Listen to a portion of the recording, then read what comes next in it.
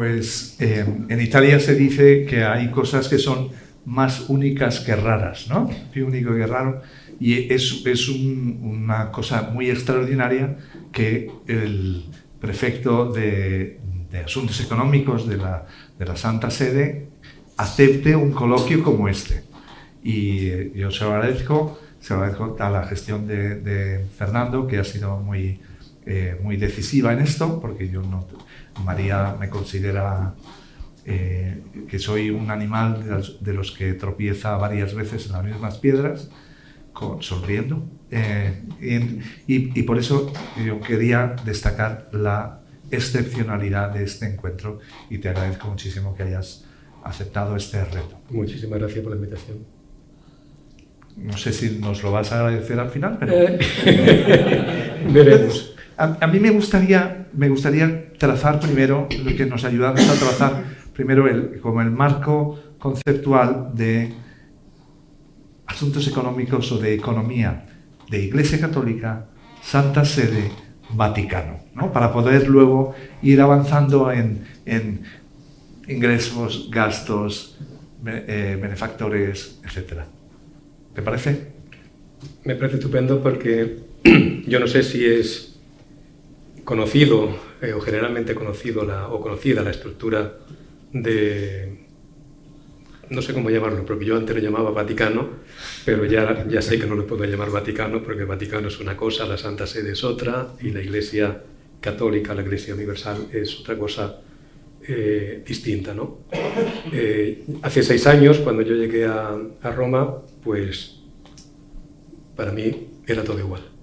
Evidentemente no es igual. Y sin entrar en tecnicismos, evidentemente yo no soy técnico ni soy canonista y seguramente le daré una patada al diccionario canónico con lo que voy a decir, pero simplemente para darlo a entender.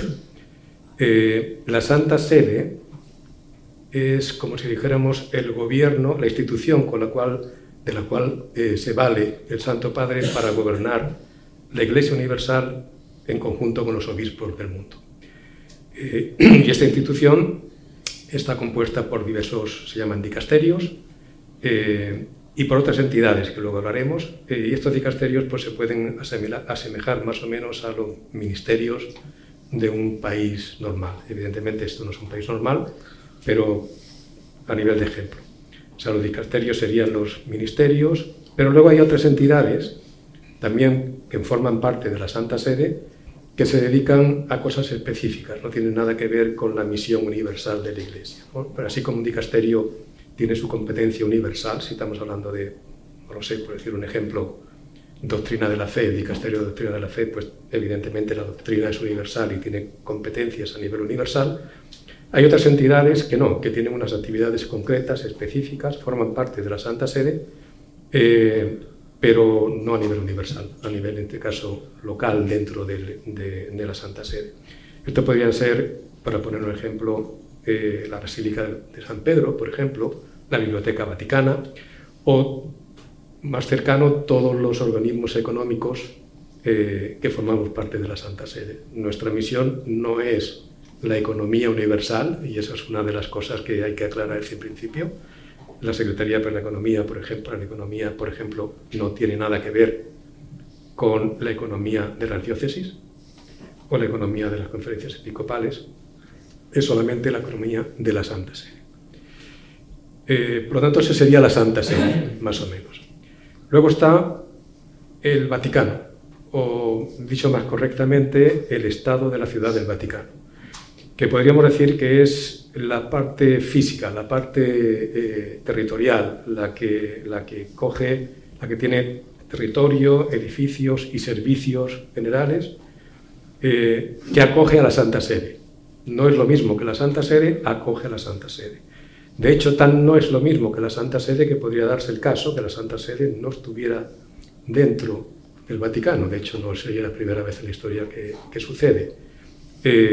Pero hoy día, desde 1829, creo, Sí. 1929, las lateranenses es así, está dentro del Vaticano. Y la última es la Iglesia en general, la Iglesia Universal, que como eso sí que sabemos, está compuesta por las parroquias, las diócesis, las archidiócesis, y las tres cosas son absolutamente independientes, porque entiendo que me lo preguntas desde el punto de vista económico, ¿verdad? Las tres cosas son absolutamente independientes desde el punto de vista económico. Evidentemente hay interrelaciones, sobre todo entre la Santa Sede y el Estado de la Ciudad del Vaticano. Hay muchísimas interrelaciones económicas y financieras, pero desde el punto de vista de gestión económica, desde el punto de vista de reporte económico, si queremos, las cuentas no están consolidadas, no se consolidan. Las cuentas son separadas, los estados financieros de la Santa Sede, los estados financieros de la Ciudad de Vaticano y, por supuesto, los estados financieros de las diferentes diócesis del mundo. Y termino subrayando lo que decía anteriormente. La Secretaría para la Economía, que tengo el honor de ser el prefecto desde hace algunos años, solamente se dedica a la Santa Sede, solamente es competente dentro de la Santa Sede. Tenemos mucho que ver y muchas relaciones sobre todo con el Estado de la Ciudad del Vaticano, pero responsabilidad solo dentro de la Santa Sede. Antes has mencionado, antes de entrar en el balance consolidado de la Santa Sede, has mencionado que en el 2019 para ti todo esto era más o menos la misma cosa. ¿Y cómo llegaste allí? O sea, ¿cómo una persona como tú está en un sitio como este? Mujer fatal. Eso me pregunto yo muchos días. ¿Qué hago yo por aquí? No, las vueltas que da la vida, ¿no? Yo no tenía nada que ver con el Vaticano, ni tenía nada que ver con la Santa Sede. Nunca. Sí con la Iglesia. Sí con la Iglesia. Podemos hablar de grados de cercanía, pero evidentemente sí con la Iglesia. Y yo estaba tan tranquilo en mi oficina de Chicago, trabajando como todos los días, cuando recibí una llamada de una persona muy cercana que me dijo que sí podía ayudar. En principio era para ayudar de forma puntual, las vacaciones, venir y tener una videoconferencia de vez en cuando, y al final terminó diciendo que ¿por qué no te vienes? Y me echas una mano desde aquí, desde Roma, y lo pensé 10 minutos con mi mujer y decidimos que solamente había una respuesta que podíamos dar, y la respuesta es que sí.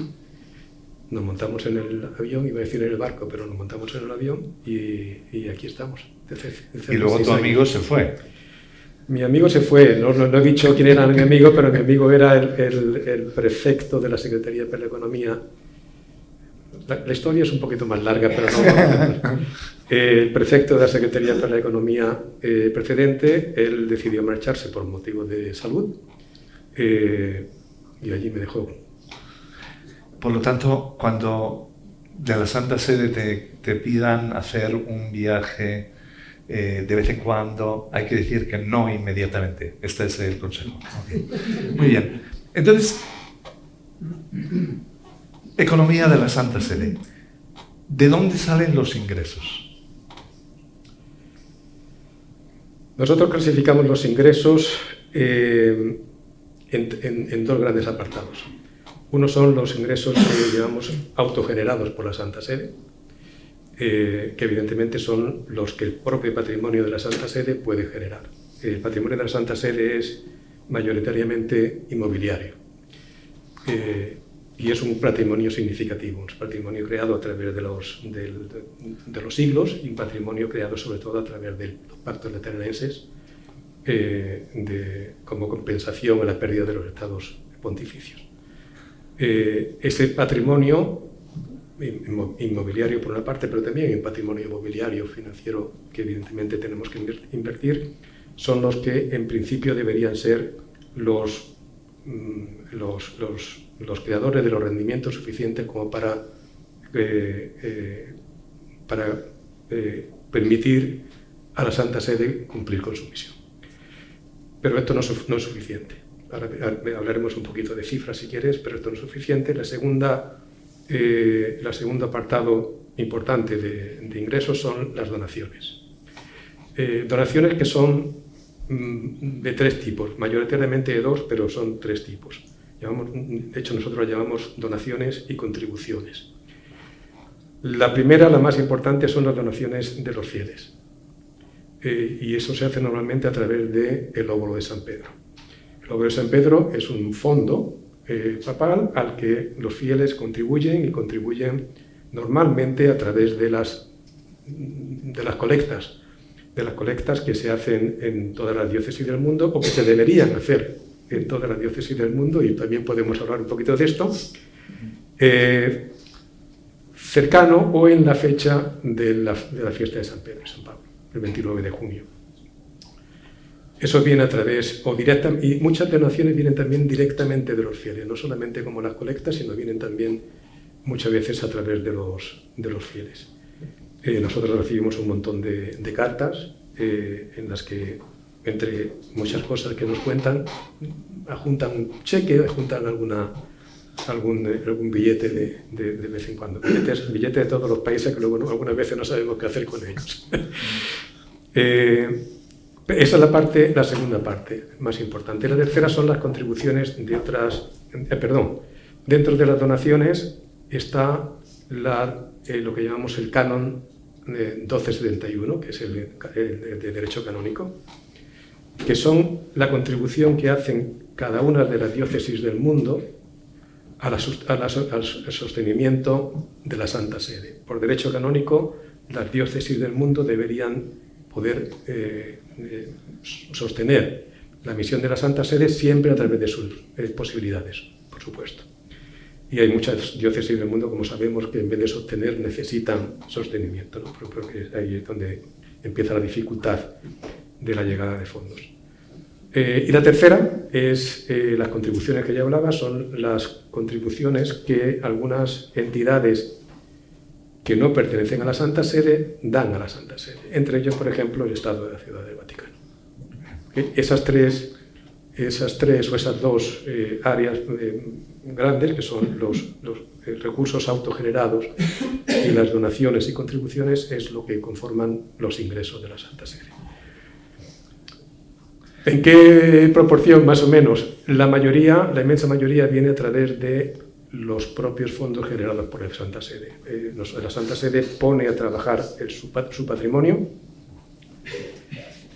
tanto inmobiliario como mobiliario, justamente para cubrir la misión de la propia Santa Sede.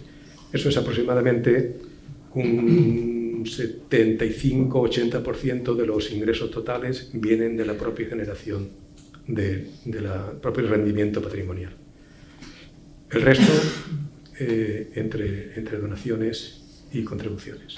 Entonces, de este 75%, que es, digamos, es rendimiento de patrimonio financiero e inmobiliario, yo he vivido unos cuantos años en Roma y he visto la profesionalización de la gestión del patrimonio inmobiliario, ¿no? ¿Cómo ha sido esto? Porque antes tienen ustedes, tiene la Santa Sede, ¿no? Un montón de apartamentos, de edificios, de tiendas, y yo he experimentado en mi propia carne, porque yo tenía un piso alquilado al dicasterio para la evangelización de los pueblos, y veía cómo el alquiler me iba subiendo progresivamente, ¿no? Hasta tener que cambiar de sede. Entonces, ¿esto cómo se ha profesionalizado? Porque uno no es consciente de cómo una institución como la Iglesia, que a veces parece que es muy amateur, en realidad hay mucha profesionalidad detrás. Yo diría que a la fuerza ahoga, ¿verdad? En el sentido de que necesitamos esos rendimientos, necesitamos, evidentemente la profesionalización es un requisito para que luego vengan los rendimientos, pero necesitamos esos rendimientos justamente para el sostenimiento de la misión de la Santa Sede. Lo puedo decir ya, y no es ningún secreto, la Santa Sede es un ente deficitario. Los ingresos normalmente no son suficientes para cubrir todas las necesidades de la Santa Sede. De hecho, a mí como profesional y como financiero, si quieres, de toda la vida, Cuando ya llevo unos años trabajando dentro de la Santa Sede, me cuesta trabajo pensar en el balance de la Santa Sede y sobre todo en la cuenta de resultados de la Santa Sede, porque evidentemente no es una empresa, evidentemente no es una institución normal, es algo que en teoría debería gastar lo máximo posible para cumplir con su misión. Si pensamos por él la misión de la Santa Sede, y no quiero detallarla al último nivel, pero desde el punto de vista de la divulgación del Evangelio, del gobierno de la Iglesia, de la ayuda a las necesidades de la Iglesia que sufren, de las representaciones diplomáticas, de la comunicación del mensaje del Santo Padre a todos los rincones del mundo, pues cuanto más pueda gastar, mejor. El problema es gastar, no derrochar. Y ese es el tema que durante los años y sobre todo durante la reforma económica, que hablamos de la reforma económica desde hace muchos años, pero en tiempos vaticanos la reforma económica es prácticamente de antes de ayer. Empezó a finales del pontificado de Benedicto XVI y se ha desarrollado con el Papa Francisco. O sea, tenemos 10 años, 15 años, ¿no? Y en esos años, poquito a poco, se ha ido profesionalizando la gestión, algunas veces por presión externa, que no hay que ocultarlo, algunas veces por presión externa, porque obviamente hay eventos, llamémoslos así, escándalos, llamémoslos de otra forma un poco más brusca si quieres, que ponen presión en la Santa Sede.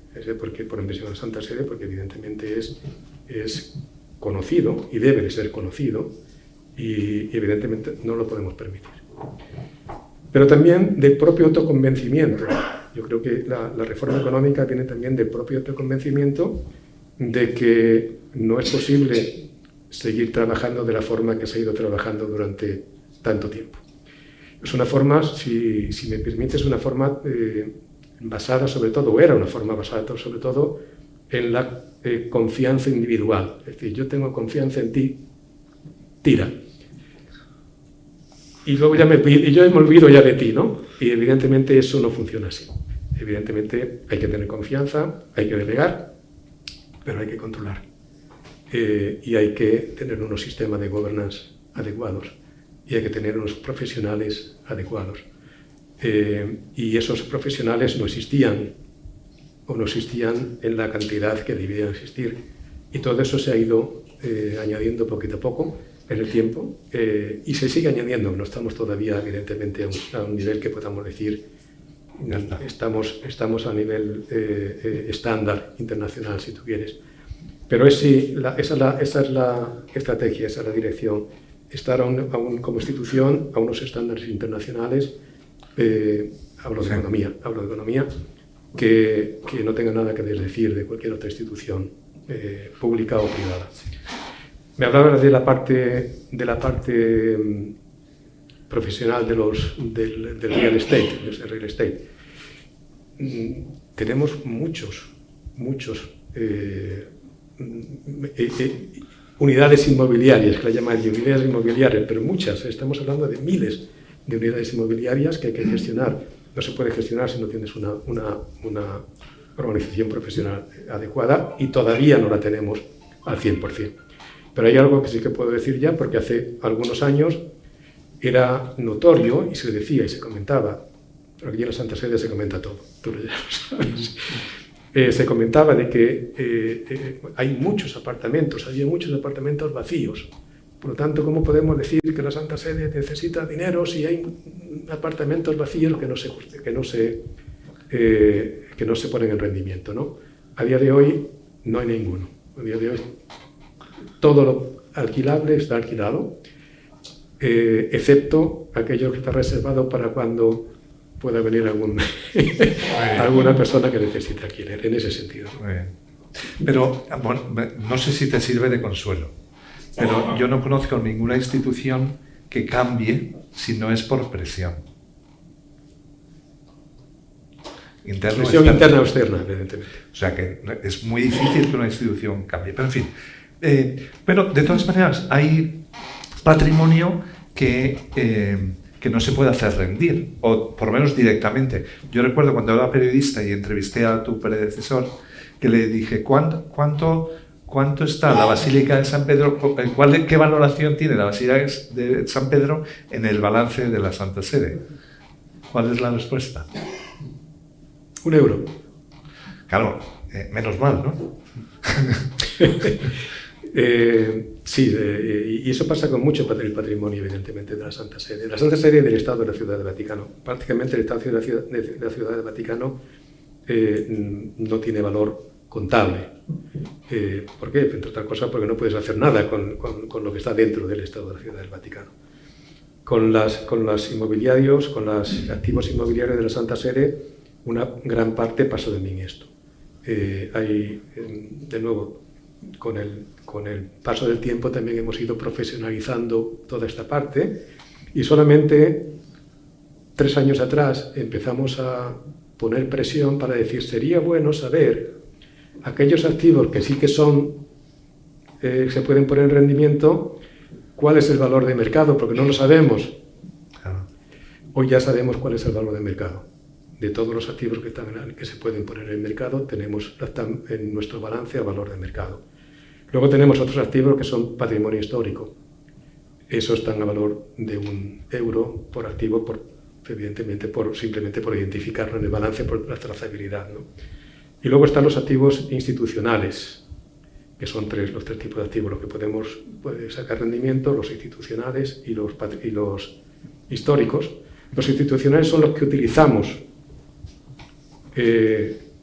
Se podrían poner en el mercado muchos de ellos, pero los tenemos que utilizar para nuestras propias oficinas, para empleados y todo esto. Y eso están a valor de coste. Okay. Una parte importante que hay que saber por qué los rendimientos de un patrimonio tan grande no es suficiente para cubrir los gastos de la misión, es porque hay un porcentaje muy importante que no se puede poner a rendimiento.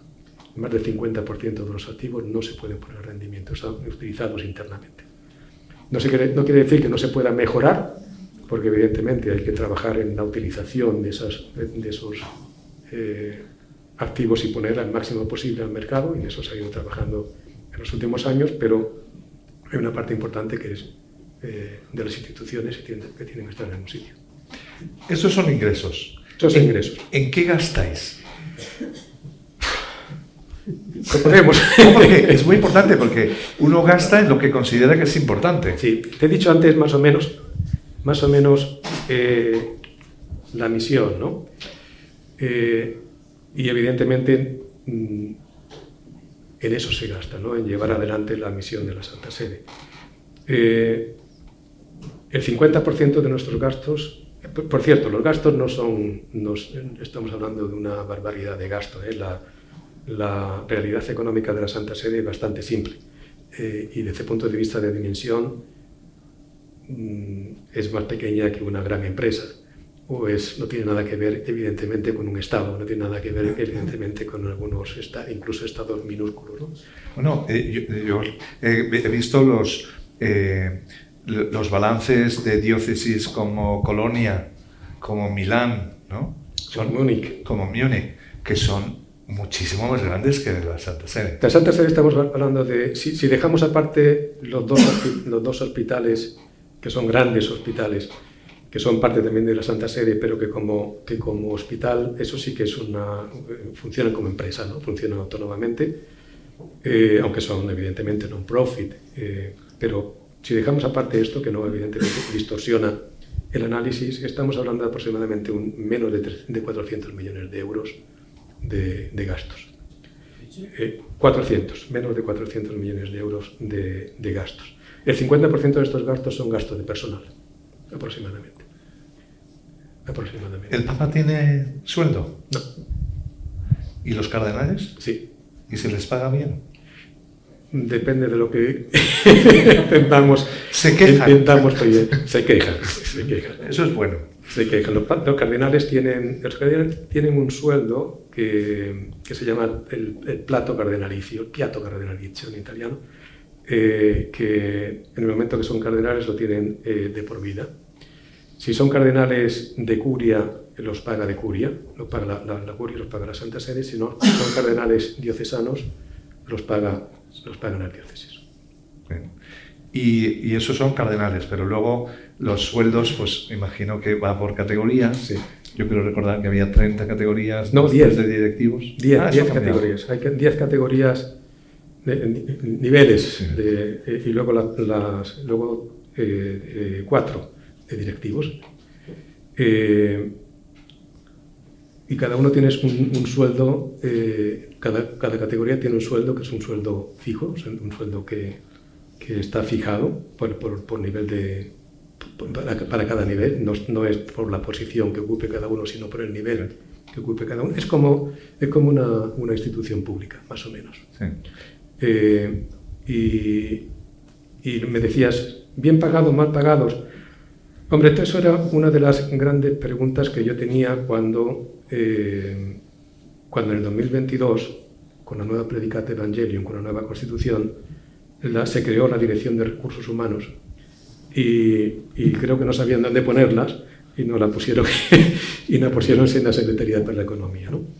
Que parece mentira que en una institución de no solamente tamaño, sino de esta complejidad, no hubiera existido una Dirección de Recursos Humanos hasta el 2022. Y realmente no es el 2022, el 2022 se creó, se ha empezado a funcionar pues prácticamente en el final de 2023, más o menos. Y una de las grandes preguntas que yo tenía cuando nos llegó es, bueno, ¿nuestros empleados están bien pagados, mal pagados o estamos en precario? Hicimos un análisis, hicimos una consultoría con evidentemente consultores externos y debemos de decir que estamos a nivel de mercado. No es comparable, evidentemente, en la Santa Sede no hay impuestos. En el mercado, evidentemente, fuera sí hay impuestos, pero evidentemente tenemos que comparar netos con netos. Netos con netos, yo creo que los empleados estamos razonablemente bien pagados, sobre todo teniendo en cuenta que nuestra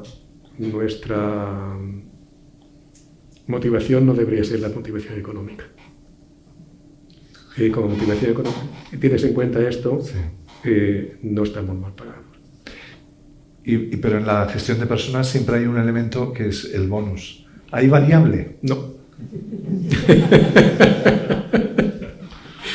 No, el variable es la misión, el variable es la vocación y lo que tú... Y justamente la motivación tuya para trabajar en este entorno que, por lo menos desde mi punto de vista, es un privilegio.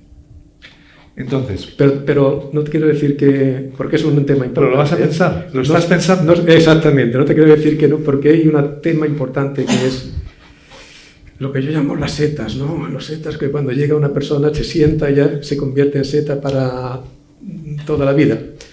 Y eso, si hablamos como, por ejemplo, los funcionarios, ¿no? Los funcionarios en el más sentido del funcionariado, no digo en el buen sentido del funcionariado, en el más sentido del funcionariado, pues esto es lo que nos pasa muchas veces en la Santa Sede. En la Santa Sede, las personas que entran normalmente están toda la vida en la Santa Sede, normalmente. Y depende de si eres buen trabajador o no eres tan buen trabajador, estás toda la vida en la Santa Sede, a no ser que haya algún problema importante. Y eso no es correcto. Entonces tenemos que intentar estamos mirando, ver cómo meter elementos en la contribución. En la contribución me refiero a una retribución. Elementos variables o por lo menos que retribuyan el buen trabajo en comparación con el mal trabajo. Y hoy día no existe y no es fácil que exista. No, es difícil. Entonces, hemos visto ingresos, hemos visto gastos. ¿Los ingresos cubren los gastos? Y si no los cubren, ¿cómo los compensáis? Ya te lo avancé antes. La Santa Sede normalmente es deficitaria. No siempre. El año pasado, por ejemplo, en 2024, tuvimos un pequeño superávit. O sea que se dio sobre todo gracias al mercado inmobiliario, aunque el inmobiliario también ha ido creciendo, pero tuvimos un pequeño superávit, pero normalmente es deficitaria. Y depende de los años, realmente deficitaria, ¿no? Entonces, ¿cómo cubrimos el déficit? Pues como cualquier otra entidad, organización económica o empresa. Es decir, si tienes déficit, o tienes que acudir a endeudamiento externo o tienes que acudir a tus reservas, al patrimonio. En la Santa Sede prácticamente no hay endeudamiento externo, aparte de los hospitales, dejando los hospitales que tienen su propia dinámica, prácticamente no hay endeudamiento externo, por lo cual la financiación es a través del patrimonio. Vender patrimonio. Vender patrimonio. Patrimonio, evidentemente, no vendemos inmuebles, normalmente si no es necesario, se realizan las inversiones financieras. ¿Y campañas para recibir más donativos? Evidentemente, eso es la gran discusión nuestra y es incluso el gran pero que nos ponen a nosotros como controladores, ¿no? Desde el punto de vista económico es, nos fijamos simplemente en la parte de control de gastos, nos fijamos simplemente en cómo reducir gastos. Con mi background financiero es, bueno, controla lo que puedes controlar, no te fijes en lo que no puedes controlar, pero intenta hacer crecer aquello aunque no puedas controlarlo. Nosotros no podemos seguir fijándonos solamente en el control de gastos. Si no, no podremos llevar a cabo la misión de la Santa Sede. Por lo tanto, tenemos que fijarnos en cómo hacer crecer los ingresos. Hay medios. No simplemente tienen que ser grandes campañas de fundraising y todo esto, porque al final estamos hablando de 30, 40 millones de gap, que 30 millones, 40 millones de gap debería ser suficientemente simple obtenerlos. Pero hay medios internos, o sea, hay la optimización del patrimonio todavía no está al 100%, hay que seguir con ellos. La optimización de la gestión de los gastos tampoco está al 100%, hay que seguir con ellos. La redistribución de los recursos tampoco está al 100%, hay que redistribuirlo dentro de los propios organismos de la Santa Sede o del Vaticano en concreto. O sea, hay medios y en ellos estamos.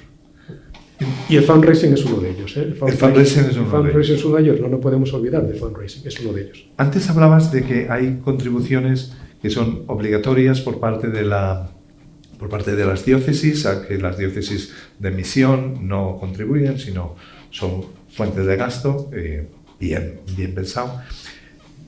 ¿Qué países ayudan más a la Santa Sede?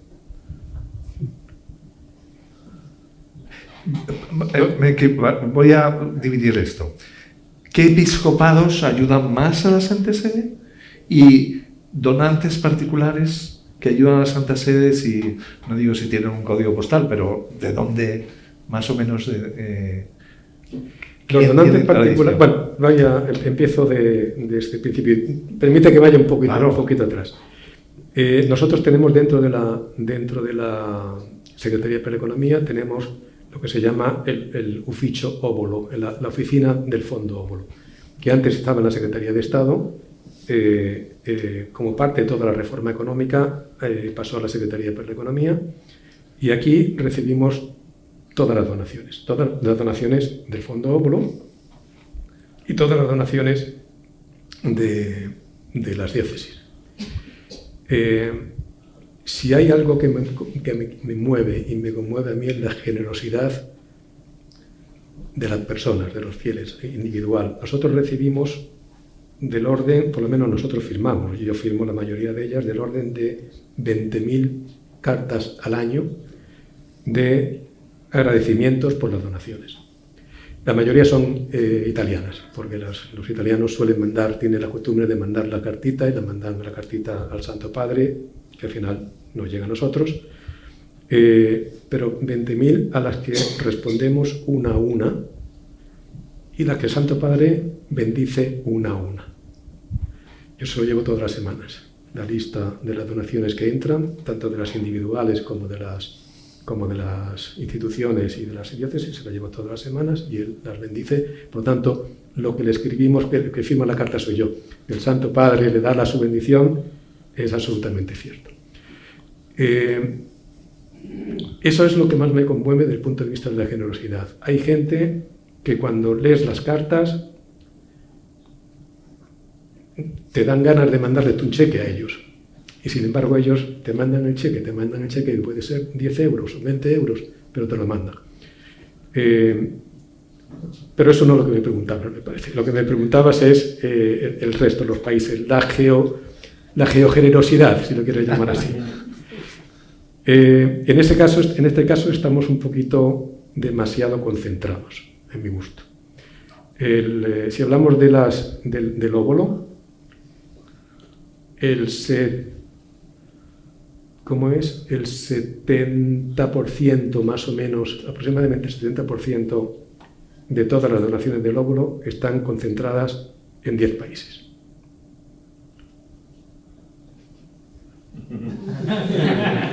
Eso yo lo he visto publicado. O sea, eso está publicado. Si no. Tenemos que hablar seguramente en algún momento de transparencia, ¿verdad? No, ahora vamos. Porque está publicado porque yo me he empeñado que esté publicado, porque no tiene ningún sentido que no se sepa. No es ningún secreto. Y además creo que ayuda a pensar en qué hacemos en algunos países, ¿no? El número 1, Estados Unidos, eso no tiene que mirarlo. El número 1 Estados Unidos de lejos.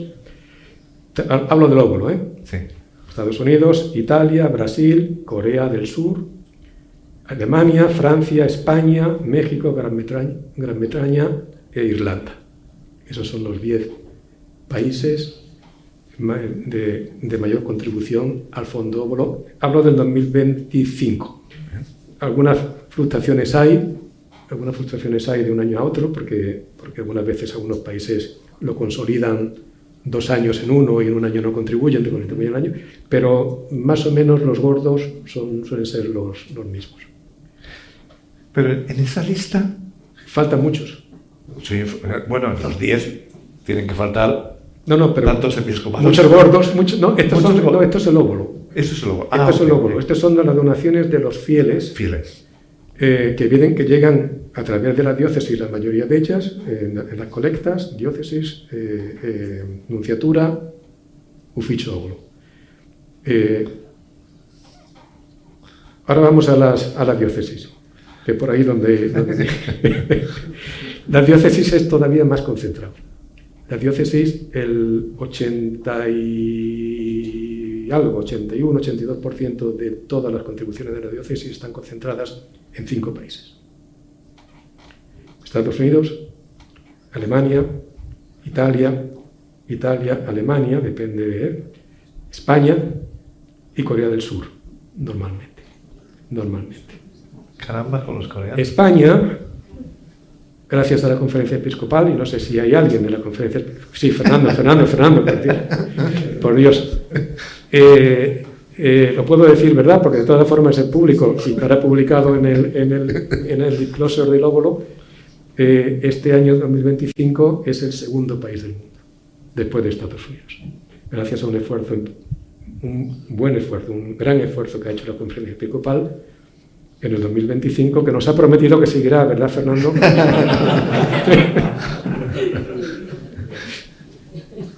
Bueno, pues mucha concentración falta cuando empiezas a ver, evidentemente hay muchas diócesis, como te decía, muchas diócesis que lo que necesitan son recibir fondos, y evidentemente lo reciben por otras vías, pero hay muchas diócesis que no se entienden. Y ahí tenemos que hacer un esfuerzo. Hay que hacer algo.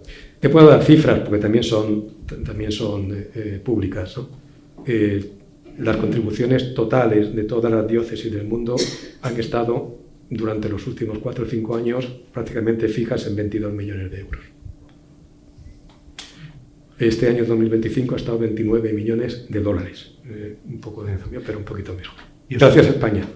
¿Y os afectó mucho la pandemia? No. Las mismas donaciones. No. es increíble. Pero es asombroso porque no había colectas. Bajó un poquito la contribución del óvulo, pero no la contribución de las diócesis. Y es curioso porque en las dos listas está Alemania, que parece que digamos que los católicos alemanes están en choque con la Santa Sede. Y sin embargo, los números, lo que hace la gente es distinta de lo que dicen que hace.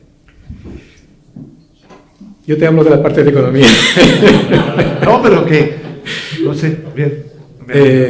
Sí, no, las diócesis alemanas son diócesis que tienen gran patrimonio.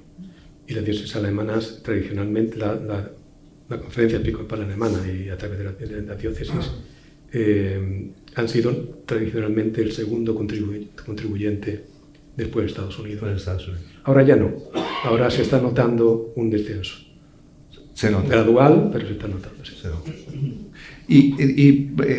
Antes, bueno, nos has mostrado estos datos, que son datos que son públicos, y has mencionado la transparencia. ¿En qué medida la transparencia, igual que antes hablábamos de que las instituciones no cambian porque sí, sino porque hay presión, en qué medida la transparencia os está ayudando a gestionar mejor los tanto ingresos como gastos? Difícil de saberlo. Y es posible que esté ayudando en contra. Sería posible que fuera en contra. De hecho, iba a decir nosotros, pero no nosotros, porque evidentemente la decisión de toda la reforma económica y toda la necesidad de transparencia para tener credibilidad, y la necesidad de transparencia para tener credibilidad, para poder tener sostenibilidad de la misión, etcétera, etcétera, no es un tema simplemente de la Secretaría para la Economía, es un tema que la propia Santa Sede como institución ha ido promoviendo, ¿no? Pero con muchas resistencias. De hecho, el publicar las cuentas son públicas también, por cierto, no solamente las del óvulo, sino las cuentas de la Santa Sede son públicas desde hace varios años. Pues hubo un gran debate de si era bueno o no era bueno publicar las cuentas de la Santa Sede. Tanto desde el punto de vista positivo, de decir, bueno, es que la gente va a creer que derrochamos el dinero porque tenemos déficit, o la gente va a creer que somos muy ricos porque tenemos patrimonio. Y al final es ley de vida. O sea, no podemos estar aislados, no podemos seguir con lo que te decía antes, con la forma de funcionar de confianza individual y secretismo. No nos lleva a ninguna parte. Nos ha llevado a algunas partes, sí, que conocemos por los periódicos. Nos ha llevado a algunos escándalos que se hubieran evitado con una buena governance y una buena transparencia. Y por eso nos tiramos al charco, ¿no? Y por eso las cuentas son públicas, por eso los presupuestos son públicos y por eso las donaciones del óvulo son públicas. ¿Cuánto nos ayudará? Lo veremos. Desde el punto de vista de contribuciones, de donaciones, se ha notado en los últimos par de años un ligero incremento. Ligero, no muy sustancial, que esperemos que sea continuar. Y, digamos, en una institución que no tenía tradición de ser transparente, ¿qué argumentos han funcionado para convencer a los que tienen que tomar las decisiones de que la transparencia es el único camino? El primero, lo que decía, la propia presión. Es decir, creo que no voy a decir ningún secreto porque no voy a decir quién lo ha dicho, pero yo he oído de algún cardenal de Curia, o sea, no es que lo haya oído de alguna parte, de cualquiera, que los escándalos financieros han hecho el daño más grande a la Iglesia, ¿no? A la Santa Sede en los últimos años, superior incluso a los escándalos de abuso. Yo no sé si eso es verdad o no es verdad, evidentemente, pero sí que es verdad que nos ha hecho mucho daño y sí que es verdad que nos ha puesto en unas situaciones realmente embarazosas, porque lo que ves de lo que ha pasado hace no tantos años atrás, te preguntas cómo es posible que hubiéramos llegado a esta situación. Simplemente por no tener un sistema, ya no digo de transparencia, ya un sistema de governance, que en definitiva la transparencia es uno de los puntos últimos del sistema de governance, ¿no? Un sistema de governance, un sistema de que, lo que te decía antes, de que, bueno, esto lo llevas tú, que llévalo bien, que confío en ti, y luego tú, que eres el que te lo he delegado, tienes tu amigo, que es el que te sabe de inmuebles y o de inversiones, el que te aconseja, y tú puedes ir de muy buena fe. Pero al final el escándalo lo tenemos nosotros, ¿no? Y eso es una presión interna y externa, ¿no? Y esa presión yo creo que ha funcionado bastante para poder cambiar el tema. Y luego la profesionalización. A mí, evidentemente, no me llaman para seguir haciendo lo que estábamos haciendo antes. No. O lo hacemos bien, o lo hacemos con sistemas, o ponemos instituciones, ponemos normativas y ponemos los equipos profesionales a funcionar, o no merece la pena. Y merece la pena. Y merece la pena. Dos preguntas y abrimos el coloquio a los presentes. A ti te nombró el Papa Francisco. A mí me nombró el Papa Francisco. Y el Papa Francisco, en algunas circunstancias, ha tenido fama de que tomaba decisiones como apresuradas o siguiendo criterios personales que a lo mejor no estaban claros. Desde el punto de vista, o sea, tu experiencia personal con el Papa Francisco, luego te preguntaré del Papa León, pero del Papa Francisco, tú has visto al Papa Francisco convencido de que esto había que hacerlo. Ciertamente. Cuéntanos algún episodio en que se ha visto que el Papa Francisco por aquí no transigía. Bueno, no sé si ha llegado o no ha llegado, pero que los cardenales estaban muy enfadados conmigo, creyendo que había sido yo el que había hecho, pero yo he hecho nada absolutamente. El Papa Francisco quitó privilegios. Cardenales y a no cardenales, quitó privilegios, privilegios económicos o privilegios, pero más que económicos, privilegios de especies a las concretas. Esto de privilegio, viviendas, apartamentos. ¿Okay? Tú eres superior, tienes derecho a un apartamento. Que está bien si te tienes que traer un superior de Estados Unidos o tienes que ofrecerle algo que no sea simplemente sueldo con su familia, pero no por el hecho de la posición. Y eso ha existido toda la vida. El Papa Francisco se lo cargó. Y ha acarreado muchos problemas. Muchos problemas. Yo me acuerdo cuando el Papa Francisco llevaba unos meses, fui a hablar con una persona, ahora estando tú no voy a decir quién era, y dije, oye, ¿en qué ha cambiado el pontificado? Y él era el responsable de los coches de los cardenales. Y dijo, pues ha cambiado totalmente.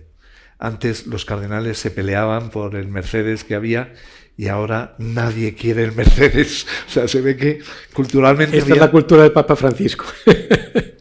Esa es la cultura del Papa Francisco, sí, evidentemente. Papa León, ¿qué te ha pedido? Llevas 1 año y 10 días. ¿Cómo es el Papa León respecto a la gestión económica? ¿Qué te pide? ¿En qué ves que pone el énfasis? Lo primero que me pidió, bueno, lo primero que le pedí yo es que decidiera qué prefecto de economía quería tener. A ver. ¿Ok? Porque la posición de prefecto de economía es importante, no por importante como posición, sino el rol que esta persona debe hacer dentro de la reforma económica de la Santa Sede es importante. O se cree en la reforma o no se cree en la reforma. Si se cree en la reforma, hay que tener una persona capacitada para llevar a cabo. Y no digo que yo sea la persona adecuada, capacitada para llevarla a cabo, sino que se pensara, eso es lo que decía, piense qué persona quiere tener como prefecto de la Secretaría de Economía, y conmigo tiene toda la libertad del mundo. ¿Okay? aquí estoy.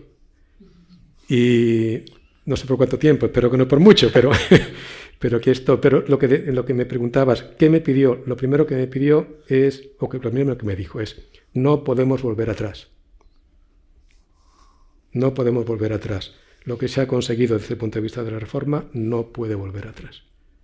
¿Okay? Luego él tiene su estilo, que evidentemente es muy diferente que el de Papa Francisco, y toma sus propias decisiones, pero así como con Papa Francisco era la relación era más personal no simplemente conmigo, pero con todas las personas, es de cercanía, pero cercanía personal y de tomar decisiones en caliente. En caliente, pero no necesariamente erróneas, pero el Papa León es una persona más racional, es una persona más estructurada, una persona que piensa más, o sea, se lo piensa más antes de tomar decisiones, y yo estoy muy a gusto trabajando con él. Yo creo que has superado la entrevista. Yo he intentado ser lo más molesto posible, pero no sé si lo he conseguido. Pues muchísimas gracias.